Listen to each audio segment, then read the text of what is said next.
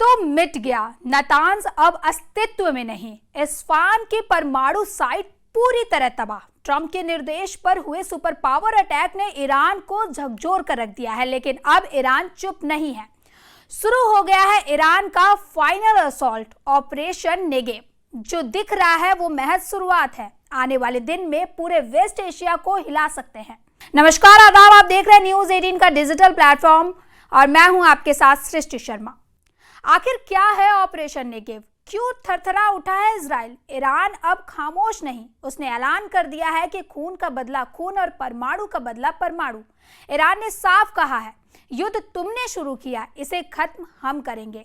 Negev के रेगिस्तान को चुनकर ईरान ने इजराइल के सबसे संवेदनशील हिस्से पर निशाना साधा है। सवाल अब ये नहीं कि जवाब आएगा या नहीं, सवाल ये है कि क्या अगला वार आखिरी होगा। ईरान के सर्वोच्च नेता अली खामनेई पहले ही ऑर्डर दे चुके हैं कि इजराइल को मिट्टी में मिला दिया जाएगा। 22 जून को ईरान के परमाणु अड्डों पर अमेरिका और इजराइल ने हमला करके ईरान की गलतफहमी भी दूर कर दी है। अमेरिका ने ईरान के फोर्दो में यूरेनियम संवर्धन फैसिलिटी को पूरी तरह खत्म करने के लिए B-2 बॉम्बर का इस्तेमाल किया और दुनिया का सबसे खतरनाक बम GBU-57 दागकर अड्डे को उड़ा डाला। ऐसे करीब 9 बम फोर्दो परमाणु सेंटर पर गिराए गए, जिन्होंने 100 मीटर की गहराई में मौजूद ईरान की इस खुफिया साइट को तबाह कर डाला। सवाल है कि अब ईरान क्या करने जा रहा है। युद्ध में अभी तक ईरान ने बदला उसी हिसाब से लिया है जिस तरह के हमले इजराइल ने ईरान पर किए हैं। ईरान ने तेहरान के बदले तेल अवीव को टारगेट किया। ईरान की मिसाइलों का कहर साफ देखा जा सकता है। ये ईरान की खैबर शिकन मिसाइल से हुई तबाही है। सवाल है कि क्या ईरान के परमाणु फैसिलिटीज पर हमले का जवाब इजराइल के परमाणु ठिकाने होंगे, यानी परमाणु का बदला परमाणु से लेगा ईरान। क्या डिमोना परमाणु रिएक्टर फटने वाला है? क्या नेवातीम का सीक्रेट एयरबेस मिटने वाला है? क्या इजराइल की परमाणु रीढ़ को तोड़कर पूरी तरह जला डालेगा ईरान? ईरान के ऑपरेशन नेगेव को समझने से पहले तेल अवीव और हाइफा में हुई तबाही को देख लीजिए, क्योंकि ईरान ने अपनी परमाणु फैसिलिटीज के बदले अब इजराइल पर हमले तेज कर दिए हैं। ईरान ने तेल अवीव में अहम इमारतें और ठिकानों को अब मलबे में तब्दील करना शुरू कर दिया है। उसने अपनी सबसे खतरनाक मिसाइलों को लॉन्च करना शुरू कर दिया है। तेल अवीव पर गिरी ये मिसाइल खैबर शिकन बताई जा रही है। खैबर शिकन ईरान की सबसे आधुनिक बैलिस्टिक मिसाइलों में से एक है। खैबर शिकन की रेंज 1450 किलोमीटर है, जो कि अपने टारगेट के 10 मीटर के दायरे में गिरती है। मल्टीपल वॉरहेड इस्तेमाल करती है और ये 550 किलो तक के वॉरहेड के साथ लॉन्च की जा सकती है। ईरान दावा कर रहा है कि तेल अवीव में उस अड्डे को उड़ाया गया है जो इजराइल की सेना केमिकल और जैविक हथियार तैयार करती रही है। इस जगह का नाम नेस जियोना है और ये तेल अवीव से 20 किलोमीटर दूर है। यहीं से निकले हथियारों से दुनिया में कई हत्याओं को अंजाम भी दिया गया है। अब ऐसे ही मिसाइलों के साथ ईरान ने ऑपरेशन नेगेव की शुरुआत कर दी है। ऑपरेशन नेगेव यानी इजराइल की सबसे बड़ी और खुफिया ताकत पर हमला।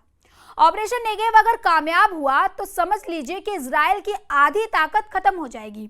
इस बात का भरोसा ईरान के सर्वोच्च नेता अली खामनेई ने अपने कमांडरों को दे दिया है। ईरान की लिस्ट में इजराइल के कई टारगेट हैं। पहला टारगेट तेल अवीव यानी इजराइल की राजधानी। दूसरा टारगेट हाइफा पोर्ट सिटी है।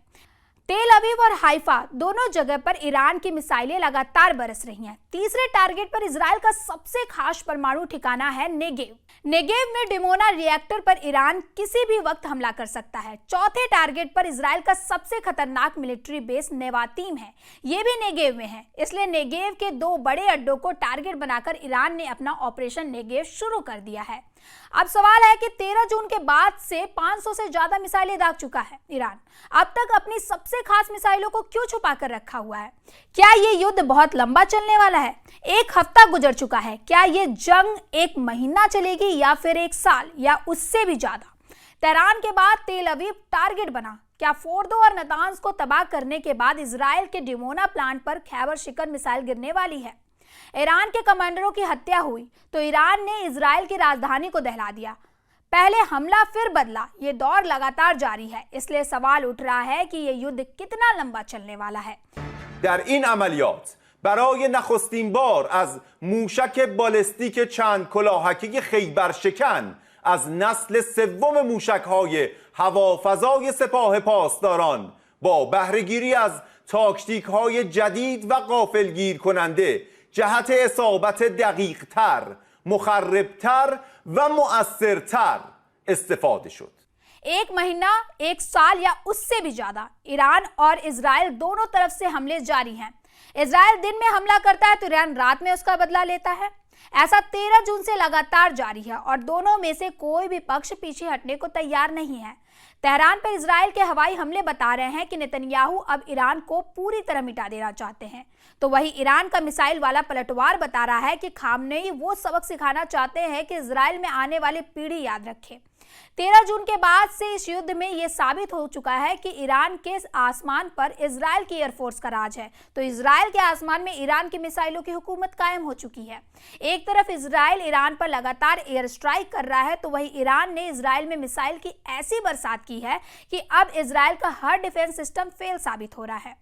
अमेरिका ने ईरान पर जिस तरह का अटैक किया है, अब उससे वर्ल्ड वॉर का खतरा मंडरा रहा है। ऐसा खतरा हर घंटे लगातार बढ़ता जा रहा है।